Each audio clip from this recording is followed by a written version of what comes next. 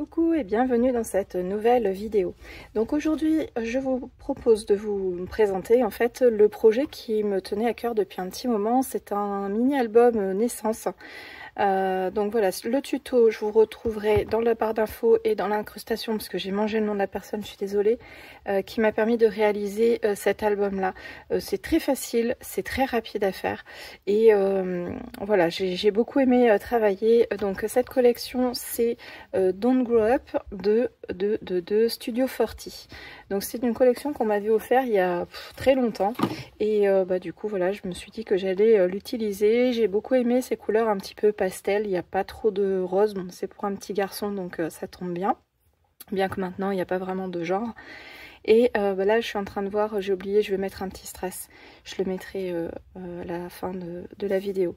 Donc au niveau de la tranche, tac. La tranche, elle mesure 7,5 à peu près. Là, je crois que je vous ai dit, c'est 16,5 par 16,5. Au niveau des décorations, dans la collection de papier, il n'y avait pas énormément de petites choses à coller ou de choses comme ça. Donc, j'ai tapé un peu dans ce que j'avais en termes de die cut. Pas de die cut, je vous dis des bêtises, de dies. C'est surtout du action. Là, c'est un tampon de chez La Petite Française. Ça ce sont des petites étiquettes que j'avais, je vous redirai pas les marques. Pour les colorisations, bon, j'ai colorié avec mes crayons de couleur polychromos. Donc voilà, je me suis un peu amusée. Je vais essayer de vous montrer d'un petit peu plus près. Les polychromos, ça fait un effet un peu brillant comme ça, c'est assez sympa. Je suis assez contente de mes coloriages, mais voilà, je suis pas encore bien à l'aise. Donc je vous le montre, j'espère que ça plaira aux heureux parents. Et là c'était, je crois que c'est du action. En fait c'est le die qui est vide et qui est re-rempli. Et en fait ce que j'ai fait c'est que j'ai colorié, j'ai ancré pour être exact les fanions. Et les lettres, je suis venue les recoller par-dessus parce que je trouvais que à vide, ça rendait pas génial et je trouve que c'est beaucoup plus joli comme ça. Alors, je vais vous montrer l'intérieur. Donc, c'est très simple. En fait, c'est le même type de structure. C'est une structure en U, mais c'était une structure que j'ai trouvée très originale. Ça changeait de celle que j'avais faite. Je vous mettrai d'ailleurs dans le i en haut à droite. C'était l'album pour la ronde des créatrices. J'avais fait un système comme ça en U qui est très facile aussi, mais là ça permettait de mettre des rabats en plus. Enfin, je vous invite vraiment à aller voir son tuto, il est très simple et très facile à comprendre. Donc sur l'intérieur de couverture, j'ai décoré comme ça laissera aux parents de pouvoir le compléter, même si je le sais, je préfère que ça soit eux qui le fassent. Et je suis en train de chercher un petit bout de papier. En fait, sur chacun des embellissements que j'ai collés, j'ai pas collé totalement. Comme ça laisse la possibilité de venir coller éventuellement la photo dessous. Donc là, par exemple, si la photo, elle fait 13 cm, il faudra peut-être un peu la rogner. Mais sinon, ça laisse un peu de place. Parce que c'est vrai que c'est un album qui est assez petit. Là c'était un tampon de chez Action, là c'était un tampon qu'on m'avait offert, celui-ci aussi je crois. Ça c'était issu des petites étiquettes que j'avais en fait dans des collections de papier dans les magazines du genre. Et donc après voilà, on a comme ça. Donc ici en fait ça fait des petits rajouts au niveau donc de la finition. C'est pas obligatoire, moi j'ai trouvé que c'était assez sympa, mais vous verrez sur une page j'ai été un petit peu trop gourmande et du coup ça rentre pas vraiment comme il faut. Donc là pareil, j'ai fait une petite découpe que j'ai ancrée en deux couleurs. J'ai essayé de rester dans les couleurs assez pareil que la collection et j'ai utilisé donc ces deux encres là. Donc ça s'ouvre par en haut. Voilà. Donc j'ai resté assez je suis assez restée, on va dire, neutre, très légère en termes de décoration.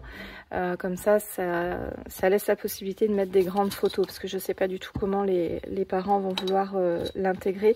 Et d'autant plus que les papiers sont assez jolis, donc je ne sais pas s'ils voudront les camoufler ou le laisser comme ça fait très vaporeux, on va dire, dans un sens comme ça.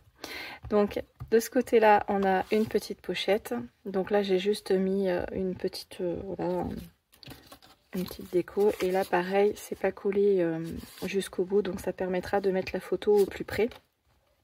J'ai pas décoré forcément trop l'intérieur, donc c'est pareil, de temps en temps je suis venue mettre des petits sentiments, mais sans pour autant voilà, en mettre de partout non plus. Je voulais quand même quelque chose d'assez épuré.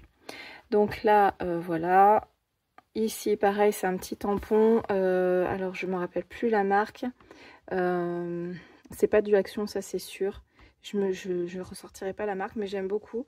C'était sur un thème un peu comme ça, enfantin, et je trouvais que ça s'y prêtait vraiment très très bien.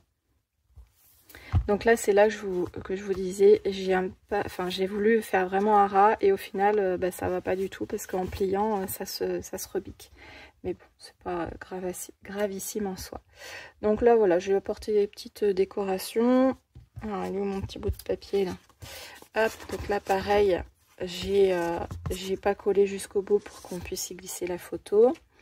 Alors je vais peut-être pas vous dire à chaque fois d'où les tampons viennent. S'il y en a un vraiment qui vous intéresse, n'hésitez pas à me le dire. Je vous répondrai avec grand plaisir, mais c'est vrai que pour éviter que la vidéo ne dure trop longtemps, on va éviter. Donc ça c'est un tampon de chez All & Create, un très très vieux tampon, c'était un des premiers je pense. Et là, celui-ci, le coloriage, je l'aime beaucoup, même avec au niveau du ballon. C'était pas évident hein, de trouver les bonnes couleurs avec les polychromos, mais je pense que je m'en suis pas trop mal sortie. Donc là, c'est pareil, on a de nouveau une petite carte avec voilà, un petit rangement. Rien ne nous empêche de mettre d'autres photos, ou si les parents veulent rajouter aussi d'autres petits livrets comme ça. Là au moins, je voulais quand même quelque chose d'assez simple pour que ça soit facile aussi pour eux, parce qu'ils n'ont pas forcément l'habitude d'albums de scrap, on va dire, avec des cachettes de partout, même si ils en ont déjà reçu de ma part. Alors ensuite ici, ça c'est un tampon de chez Action. Voilà. Celui-ci, c'est un des derniers que j'avais fait. J'avais bien aimé au début, j'ai commencé par la pâte, ça faisait pas trop foncé, et je sais pas pourquoi j'y suis allée un petit peu trop fort sur le reste du coloriage. Mais bon, ça reste quand même un peu dans les thèmes, ça rappelle un peu le craft, je trouve que ça choque pas du tout. Et même si je suis pas forcément satisfaite en termes de luminosité, ça reste quand même assez fluide au niveau du dégradé. Enfin, vous me direz ce que vous en pensez. Donc ensuite, on a voilà, donc pareil, le petit lapin, à peu près dans les mêmes coloris d'ailleurs que le petit chien qu'on a vu là. Donc là pareil, encore, en fait c'est la même chose hein. Sur les en fait je vous montrerai après la structure, comment c'est fait, mais c'est exactement le même principe. C'est juste que la partie qui se plie, un coup elle est à gauche, un coup elle est en haut, un coup à droite. Donc ça permet voilà, d'apporter une petite touche d'originalité, mais sans forcément se prendre trop la tête au niveau du montage. Donc là, même chose. Donc on a voilà, encore un petit livret.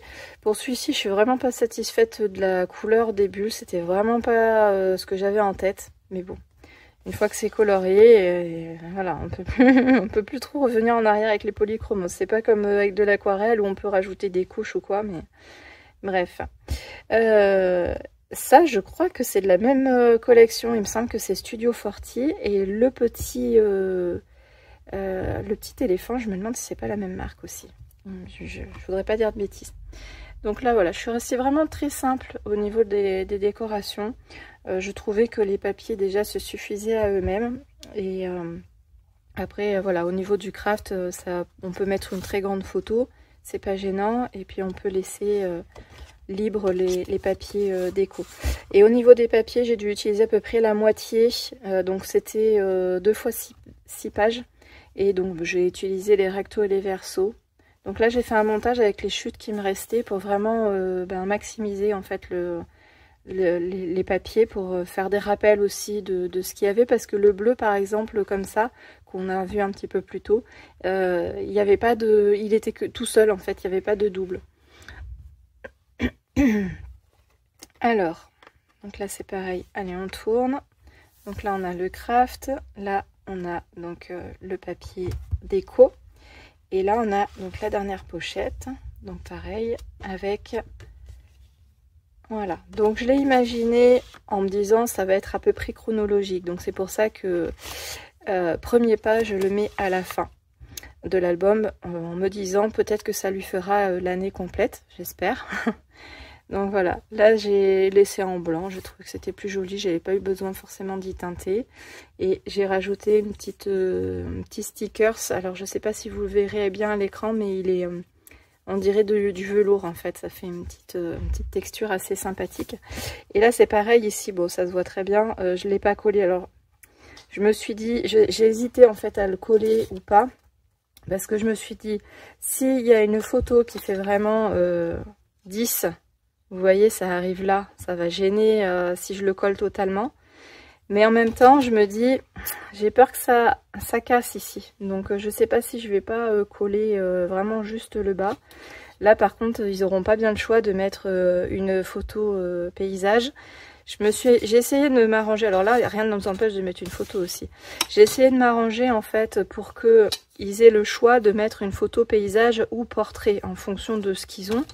Et puis du sentiment que j'ai mis, hein, parce que peut-être que quand je vais mettre, enfin quand ils vont voir ça, ça va peut-être leur donner envie de mettre une certaine photo qui ne sera pas forcément dans un ordre chronologique, mais au moins ils ont la possibilité de le mettre en version portrait ou paysage. Mais à certains endroits, malheureusement, bah, je ne pouvais pas forcément le faire également, vu que c'est un format carré. Si on met des embellissements d'un côté ou de l'autre, forcément ça gêne. Et donc voilà, pour la fin, je suis restée sur le même papier tout du long. J'avais hésité vraiment très longtemps pour savoir quel papier allait accompagner le blanc, et au final bah, je suis partie sur du craft. Donc pour la structure, vous connaissez, enfin je sais pas si vous connaissez le principe de la reliure en U, mais si c'est pas le cas, je vous invite à revoir la vidéo dont je vous ai parlé en début. En fait, vous avez 3 bases de papier que vous allez venir coller. Donc là, en fait, sur la partie centrale, vous avez 1 cm et ça remonte. Et ensuite, vous les collez sur un qui est un peu plus grand. Donc, vous laissez bien la place entre chaque page pour ça vous permet de mettre du volume. Ou après, avec les photos, de toute façon, qui prennent du volume aussi au bout d'un moment.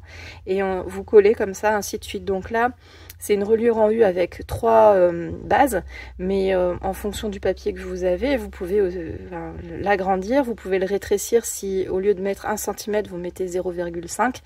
Enfin, c'est une technique qui est assez sympa à faire, assez facile aussi pour les débutants. Qui ne demande pas forcément beaucoup de matériel, hein, parce qu'au niveau de la reliure, vous n'avez rien à percer, c'est juste du papier à découper et à coller. Donc pour moi, c'est quelque chose d'assez sympa. J'ai pas voulu mettre de fermeture à mon album. J'en mets pas souvent. Je trouve que c'est pas forcément très pratique, et d'autant plus que mon album de bébé que j'avais fait pour mon fils, heureusement que j'en avais pas mis, parce qu'en fait une fois que j'ai eu collé toutes les photos, et ben en fait l'album il s'ouvre davantage par rapport à la dimension de la tranche, et du coup ben, il vaut mieux qu'il n'y ait pas de fermeture dans ce cas là. Donc ça dépend de beaucoup de choses, mais voilà, pour les albums c'est vrai que j'en mets pas très souvent.